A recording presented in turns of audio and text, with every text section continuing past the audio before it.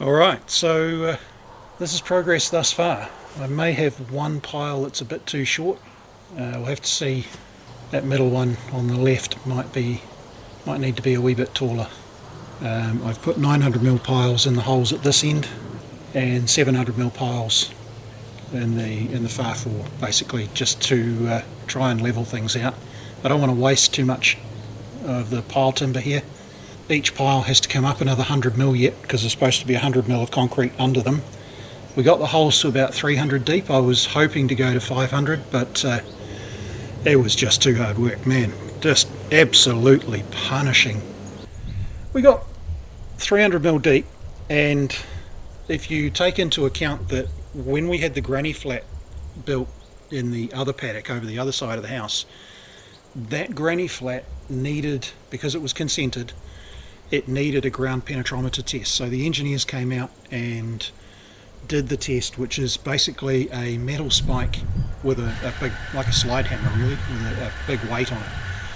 And they put the spike on the ground, and then they lift the weight and drop it and see how far it goes down, and I think they make basically a profile of the subsoil. I remember them going thump, thump, thump, and I think he even said something like, man, the ground's quite soft here. And then it went thump, tang, tang. It was just this completely different noise, and it instantly changed and stopped moving. And he'd lift the weight up and drop it and go tang, like we were trying to pound through steel. And that's what the clay is like here. Once you get down through that sort of 600mm odd of topsoil, the clay is basically impenetrable.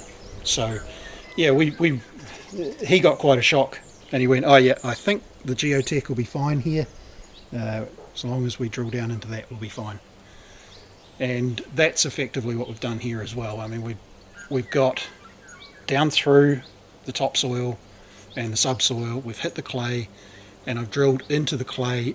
At least half of the hole in most of these holes is in the clay, apart from one. Let's go take a look at the problem child. And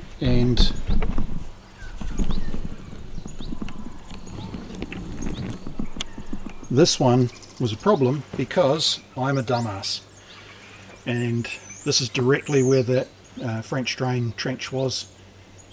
And when I started scraping the ground, I very foolishly, and I knew when I did it, and I didn't stop. And it's one of those things that you do and you know you're being stupid and you carry on.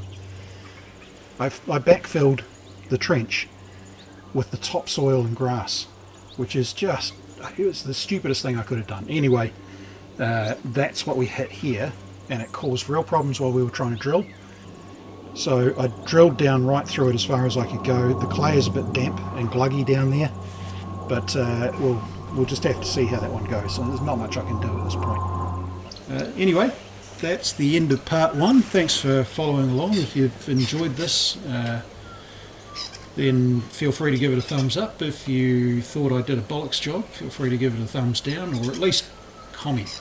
If you're going to give me a thumbs down, at least leave a comment and tell me why. This is, remember, not a building instructional video. It's there for your entertainment. Call it comedy gold. I don't know what I'm doing. I've watched some people on the internet, so I'm an expert, but I don't know what I'm doing. Hopefully have another part out soon. Alright, thanks for watching. We'll catch you next time.